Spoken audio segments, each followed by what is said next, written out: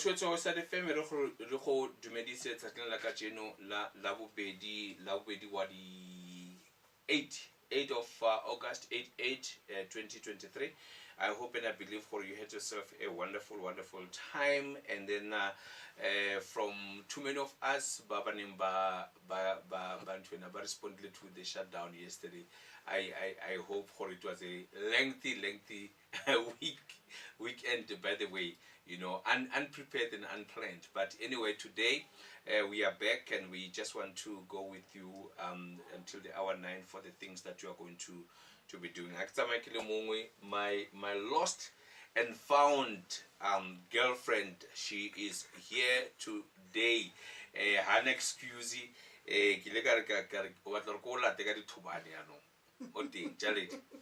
Dumela baretsi ba WSFM, lebitso la ka ke Nondlala Jakate or Jalady, or you can call me finalist Ms. Cavalicious. Ke representa Johannesburg, west of Joburg. So ke buile ka jeko ea a ke re gating ko ene latlhegile e boela gae.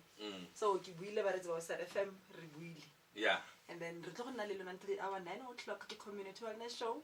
Ke di 8 Eve ya letsatsi la bomme. So re tlo go nna lona until the hour 9 o'clock.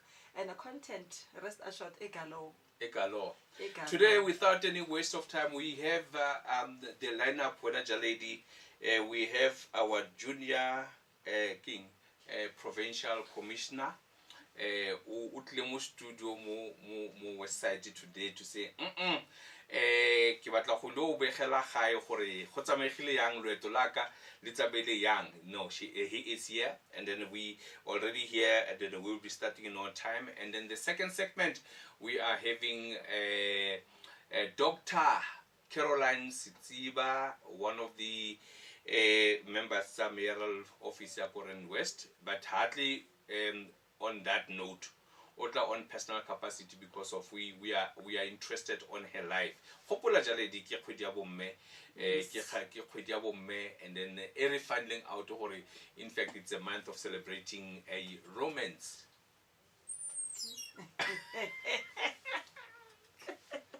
Okay. And you finding. All right. Yeah, it's about that. But anyway, we're not about that. We here to say we are interested on her life. Yes, go on me.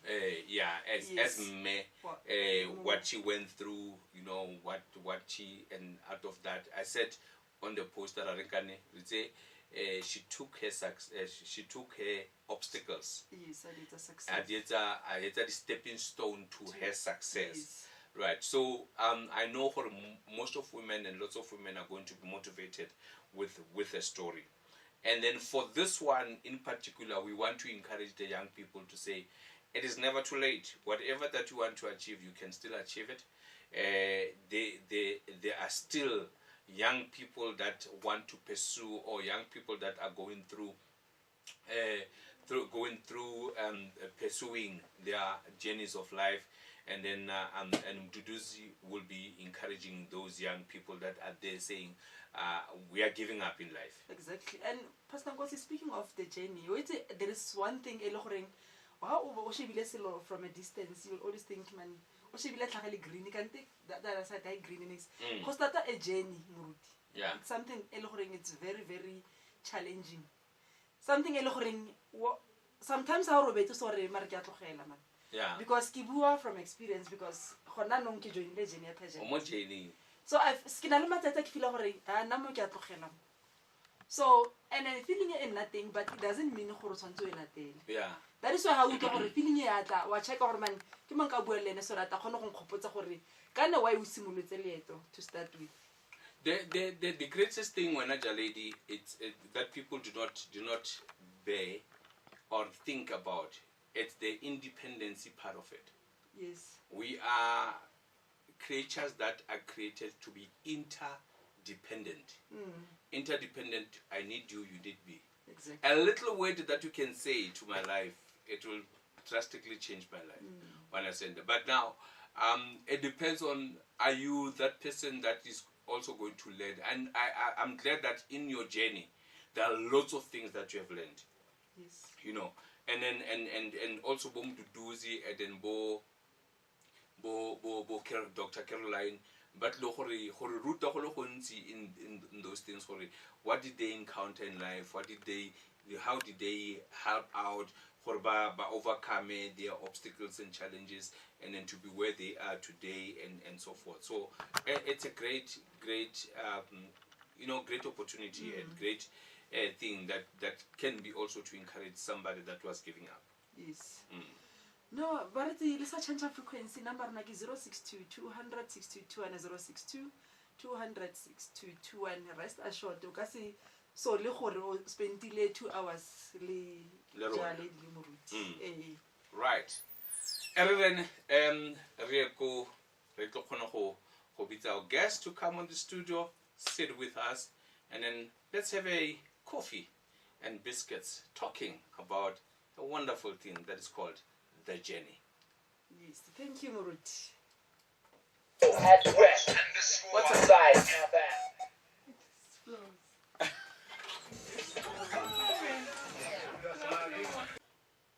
And then also kokai, just that. Yes, just that. Yeah, just that. Okay, so first I would like to start with my name. My name is Mduduzi Mazibuko. Currently, right now, I attend St. Ursula's High School in Krugersdorp, and I am currently the West Rand Junior Commissioner, and I'm also the Provincial Junior Commissioner of Gauteng right now at this current moment. Thank you, Mduduzi. Remixed language is more than yes. Yeah, but no, we will try to accommodate as much as possible, yes. Because of the key thing it's for to convey the message and also to our listeners. Mduduzi, how old are you and what grade are you doing at school? So currently I am 14 years old. I turned 13 in July the 29th, and I turned 14 and I'm also in grade 9. Grade 9. Okay. That's wonderful. And how's grade 9? Grade 9 is definitely lives up to its title, or its reputation that it's commonly gotten from the public as a very difficult grade, but a grade where you have to focus on, as it's a lost chance before picking your subjects, as performing bad will be a detriment to the subjects that you want to take and the career you want to pursue. So yeah, it lives up to that title. It's not too tough, but then slip up and it's there. The visibility of failure is visible. Definitely. Yeah, it will take you down if you're not prepared. Definitely. But are you coping well? Oh, I'm coping well. Yes, definitely. Last time results. I could tell you, but I actually forgot the numbers and so forth. But I know you did very well. I did do very well. Yeah. Top 5, top 10? We only keep top 5 in our school. There's no top 10. But no, I wasn't in the top 5 right now. Okay. Maybe because of the extramural activities that you're doing, like for instance, while you are here, right? So, Mduduzi, I read in the is it Krugersdorp News or Herald, and then also last week you went to one of the schools in the township, to Tolefa, and then to go there and do a presentation, and it was so fascinating just to bring forth the background. And so and then you've been appointed to be a junior provincial commissioner of policing. Correct. Right. Can you just take us through the journey of becoming a junior commissioner? You know, what inspired you, and what obstacles did you go through? Take us through that journey. Okay, so starting this entire junior commissioner project, I was introduced to it by my English teacher. After from grade 3, I had talent with speaking. I was very well at making speeches, learning speeches, and speaking overall in class, using the audience to cope myself and learning how to speak, going off of what the audience likes to hear. So if I do well in a speech or if I say something funny, audience engagement was very important, and I made sure I mastered that at an early age. So they saw the potential in grade 3, and the same English teacher also put me into debating. Debating mainly taught me how to speak and think before I say anything I need to. It taught me a lot, and it especially played a massive role in getting me to this position that I'm in right now. As I was able to think of what I'm going to say, write out what I need to, and say the things and only portray the message, the key things that I need to say, mainly. And how I got into this was through my debating. We were during a debating season, and my English teacher decided and heard the news about this junior commissioner project, which could have been done earlier last year, but then due to COVID and all these things, it was delayed. So he got the news and he decided to put me and my school in it as well. And I would also like to use this opportunity just to tell you what this project is about. Really briefly. The Junior Commissioner Project, which started in 2007, prioritizes using youth to combat crime, and using youth as understanding that youth are the future leaders of tomorrow. Sure. Understanding that without youth, or with youth involvement, crime and all these things that we want to stop will stop with the engagement and involvement of youth. So this project's aim is simple, is to use youth to ensure massive community mobilization. What I mean by this is to ensure that communities, and not just police alone, are meant to stop crimes. Communities, schools, everyone in South Africa is meant to stop the crime in South Africa. Sure. So that's what the project focuses on. And I learned this when we were doing our first section of this entire competition. So there are 4 competitions held within this in order to decide who is the actual national junior commissioner. Sure. So it starts with regional competitions, then we go to district, then we go to provincial, and then we go to national. Now in the regionals, which is where we started, I learned a lot about what this thing is going to be about and what our main aim is to do. Is to ensure that we come up with ideas and to ensure of a way that we can involve youth in anything we do. Because now, crime in general, especially things like bullying, teenage pregnancy, and all these things that happen in schools, these are massive problems.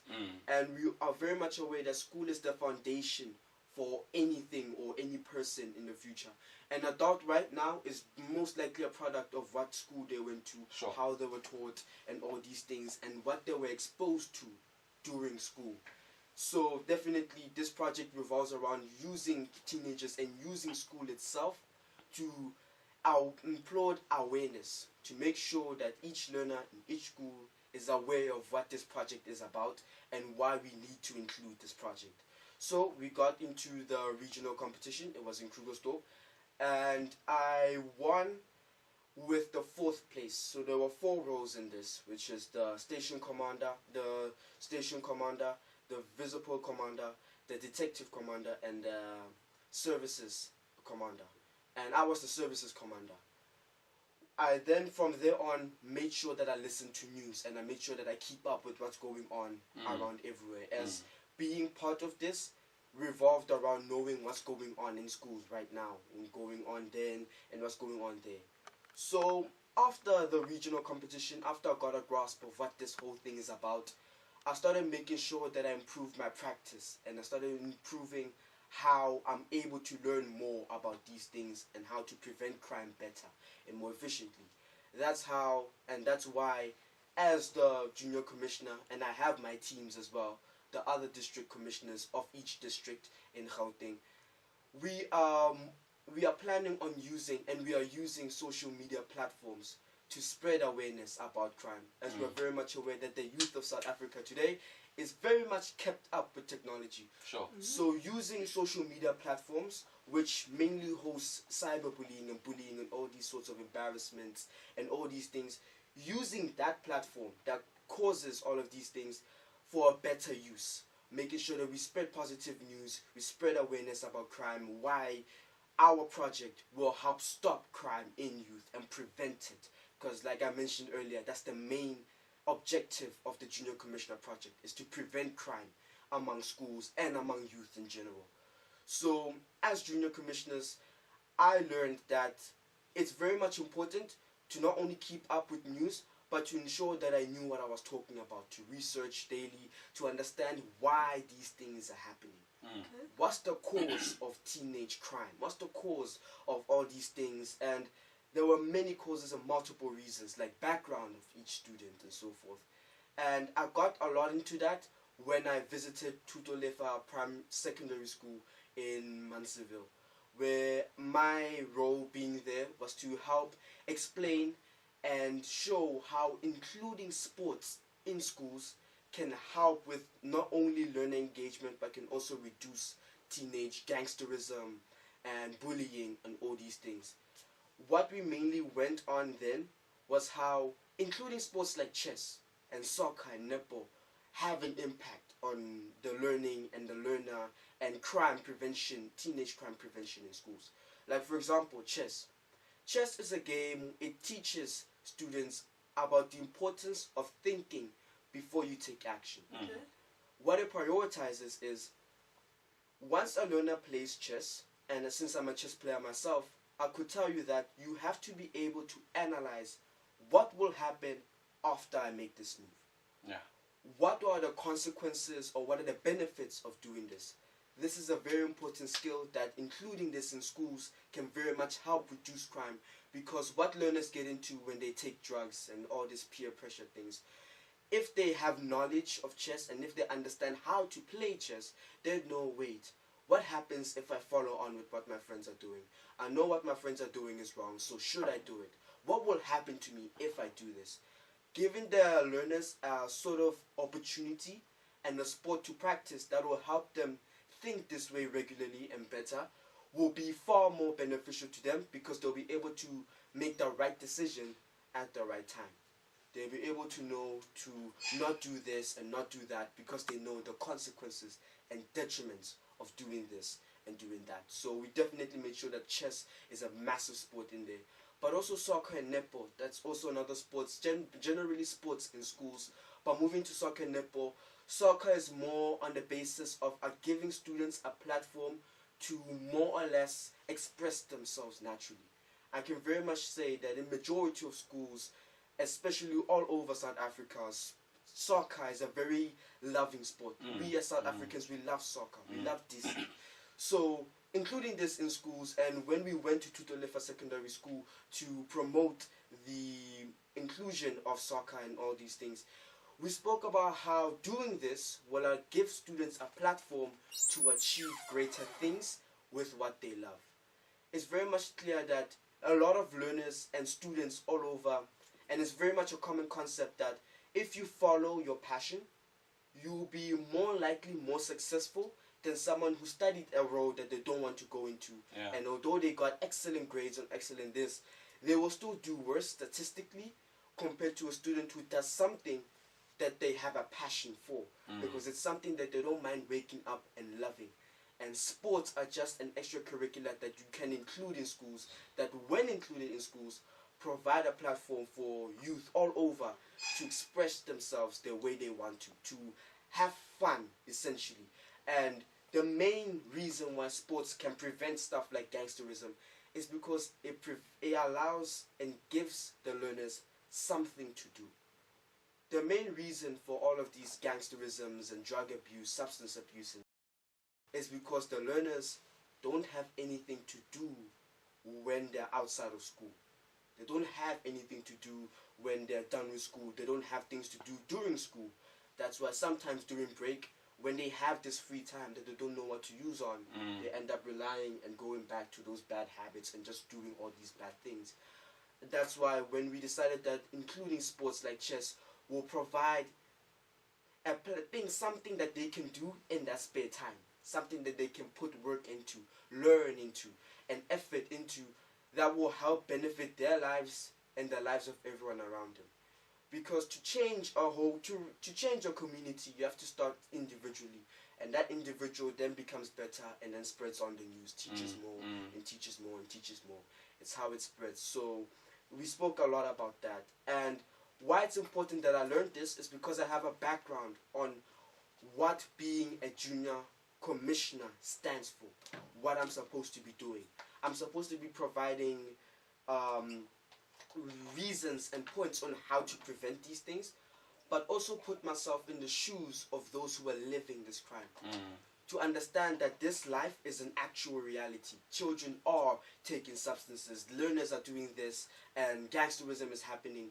Understanding that by practicing this and becoming a junior commissioner, I'll be able to spread more awareness to all over social platforms with my other district commissioners as well. So that's just the whole section part of how I became the district commissioner and what I learned about most. And when we went to the provincial competition, the competition that was at bigger stakes, we met people from all over, competitors from all over Gauteng, from all over the 5 districts of Gauteng. And what was running through my mind at this point was, wow, I am fighting the best of the best. I'm fighting people that know their stuff, that have been living the life they know now, and they know what they're speaking about. I wasn't just fighting or just debating or speaking against anyone else. I knew that what we were doing here, although we were competitors, we were all falling under one thing. We were all a team. That although we're fighting between who's the best among us, each and every single one of us can has a role on what to do and on how to prevent all of these things and teenage crime all over schools. We knew that, and that's what made me excited about this whole competition. I realized now that before I got introduced to this by my English teacher, I was oblivious to what actually goes on in schools. Why things like this happen, break-ins, gangsterism, graffiti, all of this damaging of property and all of these things, why they were happening, and if they were happening. I was very much oblivious to what this thing is, and now that I'm aware, and now that I know, I want to let more people know. Sure. I want to let those who are in my position, who don't know what's going on or what's talking about, who don't find the need to know, for them to know what's going on and how involving and helping in this project and engaging in this project could definitely be the turning point that South Africa needs right now. It could be the only, and no, it could be the thing that allows South Africa to turn into the better South Africa. A South Africa where youth understand and have a platform where they're empowered to not only respond to crime, but to prevent crime, to announce crime. And that's also another big thing, that being able to, providing a platform for learners to be able to report crime safely. Because that's the big thing, snitches get stitches. It's not easy for, even when a crime is seen among schools, that learners don't feel safe enough to actually report it. They know that, oops, if I report this and say that my friend did this, there's a high chance I will be found out and I will be hurt. Yeah. So that's another section of the Junior Commissioner project, to allow a safe platform for them to do this without any fear. So that's why we went on the provincial competition, and I was scared. I was a little bit nervous, a little bit shaken at the competition. They were scary. There were some fierce competitors there. Yeah. Those who had the eyes of passion. Those who knew what they were talking about. And they wanted not only to win, but to get and spread what they knew to everyone else. They didn't just come there to just fight for whatever thing they wanted to. They didn't just come there for the title or for just getting the trophy. They came there to be better and to make everyone around them better as well. Yeah. The provincial competition was a well of knowledge that I could now use and I can use to nourish myself with knowing what's going on all over.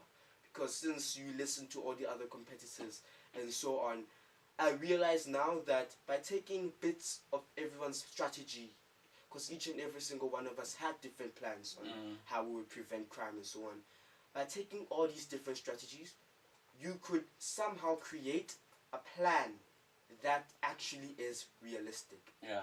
The main point about this, and the main thing about creating a plan, is to make sure that it's realistic. That if you look at this, this can actually happen. Instead of fantasizing and making a dream like, oh, I will make sure I remove all criminals from SA and remove all drug substances from SA. Creating a plan that not only engages the whole of South Africa, that makes sure that South Africa itself as a group can work together to prevent this thing. A plan that makes sense. A plan that can be seen happening. A plan that the youth of today and of tomorrow and the future leaders of tomorrow will be able to do and carry out. Because another big thing, and a massive play, just for a quick brief second of what I need to say here, is that the generations prior to us have been making sure that they've been trying to make sure that the world is better. Because the main thing about each generation is that a generation after it passes is supposed to leave the world better for the next one. So by ensuring that this project starts now, and it's been started, we are creating a generation right now that can leave the next generation with a safer foundation, with a safer schooling. Our main thing as well is to ensure that learners can wake up every day and be happy to go to school, knowing that I'm going to school to learn, not going to school to dodge my friends, not going to school to run away because I didn't supply something or didn't give money to this other person at school. I'm going to school knowing that I'll be safe, and I'll be going there for what my parents put me there for, to learn and be a better person of South Africa and be a better thing. So that's basically a brief glimpse of how I got into this. I had potential from grade 3, studying grade 3. I was very good at making speeches, and that turned into me becoming a speaker that not only reflects on what happens with other kids in South Africa as well, but a speaker who's able to speak with the heart of each and every single South African. Because when I speak, I tend to speak with passion. I tend to speak where I have a motivation, a fire inside of me, that I'm not only speaking for myself when I say these words, I'm speaking for each and every single learner in schools right now, sleeping, wondering if the next day they'll be able to go to school safely and come back. I'm not just speaking for me, I'm speaking for the whole of South Africa. And that's what I'm going to carry to the nationals competition. I'm not going to go there as a singular individual. I'm going to go there knowing that I'm carrying the whole of Gauteng and once the whole of South Africa into this competition, to show that our youth of today have potential. And with this project, and with using Instagram and social media platforms to spread awareness about this project, we will be able to change South Africa for a better tomorrow. To change South Africa for a future that people want to see. A future that the next generation would want to live in. That was just a basic glimpse of my journey from how I started to where I am now and where I'm hoping to go to. No, nice. And then, ke batla go itse na gore o thola ka nako to balance both school and your position as a junior commissioner, and loko gae, do you get a chance to play with other kids, or when I focus ke school ke your post there junior commissioner and that's it? How do you balance everything? So the funny thing about that is apparently there's more time in a day than a lot of people realize. 24 hours is a large amount of time. Thing is, with normal children is normal, we play games and we have things that we want to use our phones on, like social media platforms, and using stuff, for example, like TikTok, and I play games and so on. We don't realize, we think that a day is short, that no, the day ended too quickly, I don't have enough time to do this project for school tomorrow because I just watched for a couple seconds. No, we have a lot of time. So the main way that I balance the things and the schoolwork and the provincial thing is just to sacrifice the fun that I used to have. While I do still play games now and then, I sacrifice majority of the time that I used to spend there before joining this junior commissioner project, so that I have enough time to balance it out. I realize now that I can do schoolwork while also after doing schoolwork, because it's not much, I can do things very quickly. I can then watch the news. I can sit with my father, be like, Father, go to 404, let's just watch some news to catch up, because now I realize I have the time to balance. So I just cut out all the things that I don't need right now that will not be helping me with this, and focusing on mainly school, a little bit of pleasure in between, but mainly school and this project. That's how I balance. Okay, nice. Mruti? Yeah, you spoke about some during the activity of the, I think it's the is it not district, provincial, that you had amongst others. So were you listening to their speeches when they were talking, or you were isolated to one of the rooms and then you come and present your own speech and from there you go, or what was the procedure? The procedure was very similar to what you just stated. Essentially, what would happen is all the competitors would go to a separate room. Okay. And then they'd each be called individually, one by one. However, the plot twist is, after you're done saying your speech, you don't go back to your room. No, you sit down and you watch the next competitor to speak. Oh. Essentially, that's how it worked out. So not everyone got to see everyone's speech. The last person didn't see anyone's speech. Yeah. They just made sure that everyone looked at them. Unfortunate. It was a very unfortunate thing. Yeah. And the first person was very much lucky because they went first. They just performed, sat down, and got to enjoy the rest of the speeches. So you were? I was the second. I was very much lucky, and it was, I would say, revenge for the district competition, because last time when I went to the district, I was more fifth to last, so I was like nearly the last one, but I was number 5 from the last. There were 42 of us. I was around 4. I was 38, so I was very much late in the thing. Everyone saw mine, but I didn't see theirs. We switched the tables now. The tables have turned. Now I was second, and I saw everyone's speeches and how they performed. So the procedure was, one comes in, you're called individually. The person who just spoke sits down, and the next follow until there's the last one who performs in front of everyone doesn't get to see a speech, unfortunately. Yeah. So do you want to say, or do you agree with me when I say reading and making researches is very important, especially for our young people, so that they can get to know things? Definitely. Yeah. Oh yes. No, research and just generally keeping up with what's going on in news right now, and not just researching for a school project, just going out and wanting to know more about what's going on. World awareness and environmental awareness is very much important, because there will come a time where you need that information to rely on. For example, if you watch the news daily and if you read newspapers daily and frequently as often, you would more likely understand what's going on if there was a strike going on somewhere. If the school was closed down, you'd be more aware of what's going on, and you'd feel great having to know that I can tell my friend what's going on here because I watched the news yesterday on what will be happening tomorrow. He doesn't know, but I do. So just being that person to tell. But that's not the main reason why you should research. The main reason is to know more, because knowledge is power.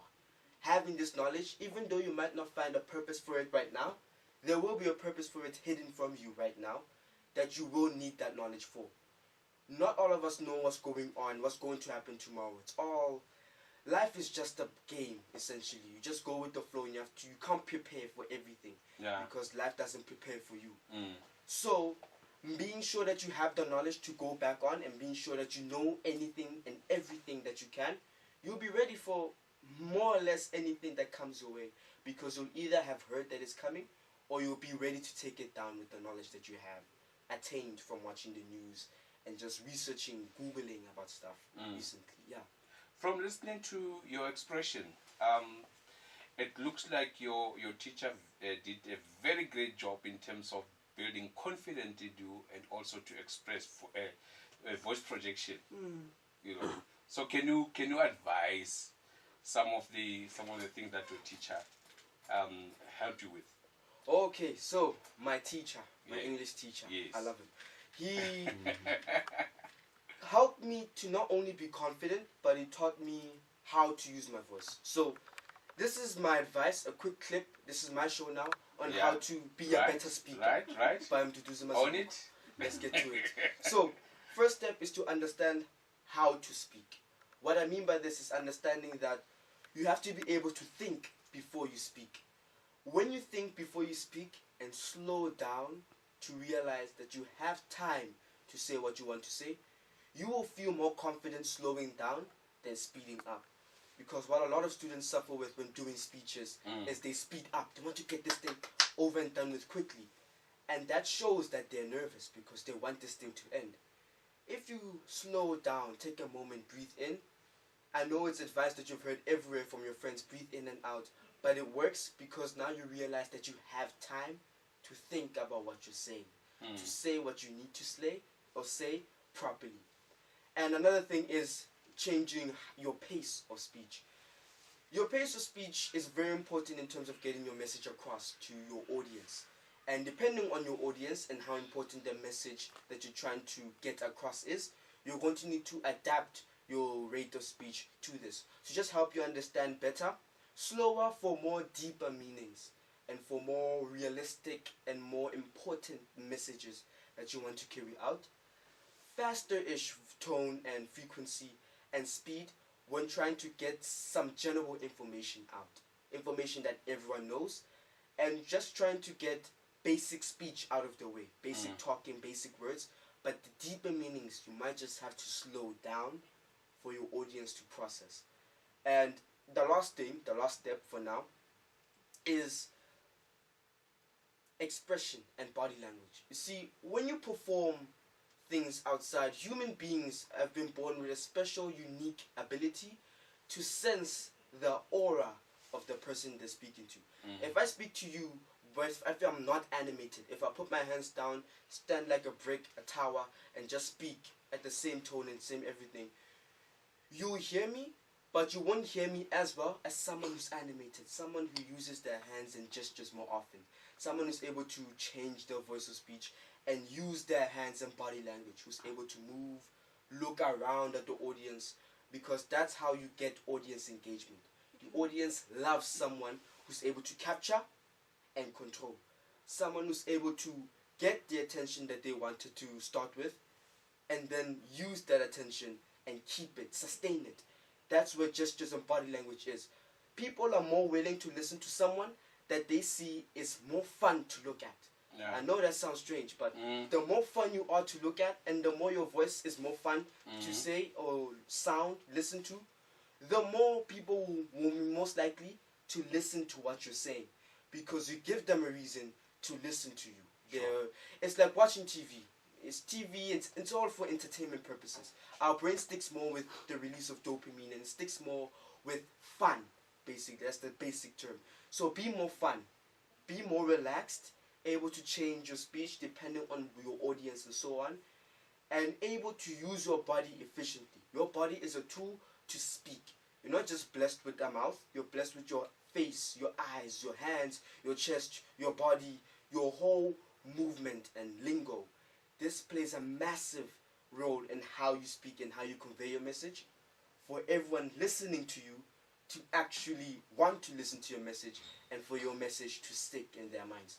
So that was the quick tips from Mduduzi Mazibuko himself. Hope you enjoyed and appreciate it. Right, and we appreciate you coming through and also to share with us whatever that you have shared. In that only, whatever that you have just said now, you actually applied all the 7 principles of communication. Simple as that. 7 principles of communication? Yes, go and make a research about it. I'd like to learn more about that. Yes, let's change the direction. Go to Mama. How does she feel? Oh, as a mother, especially because of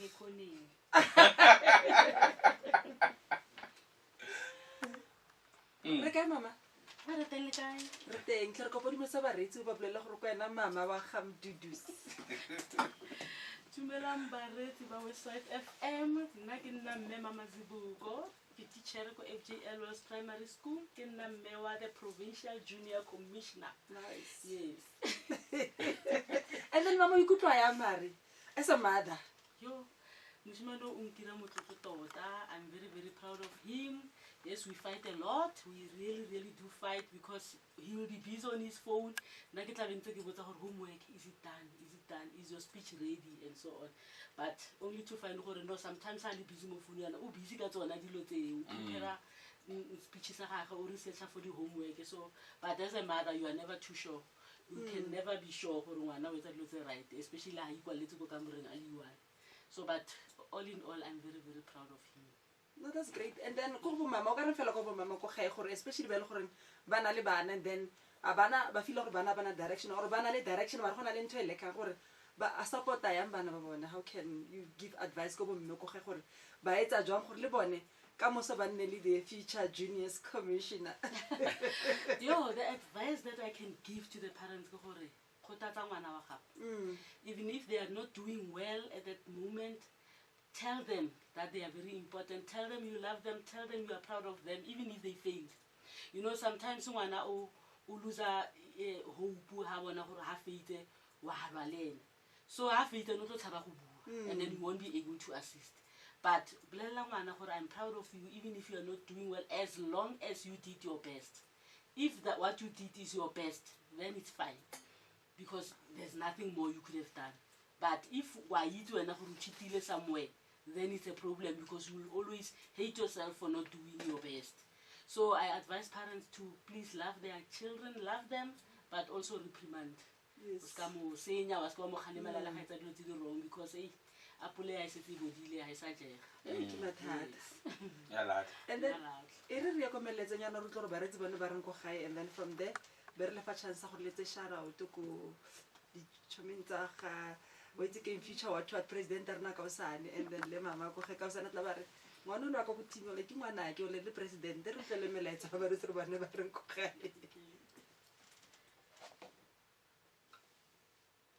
ba babedi mo bophelong ba ka ba botlhokwa thata. Ke itumetse go utlwa di-verse tsa lona o kare ke ngwana o monnyane o itse ke itumetse ke ausi. From Riverside. Thank you so much. Ausi Morake ko Riverside o na le thato le Zanele. Obviously I know gore ba utlweletse le bana ba banyane o itse ke ile ko Riverside tla ka ba ja lady ke ra le ntsebela ka ilo. And then rana molatsa ko Mazibuko ko mmema ke a re tumelang bagolo.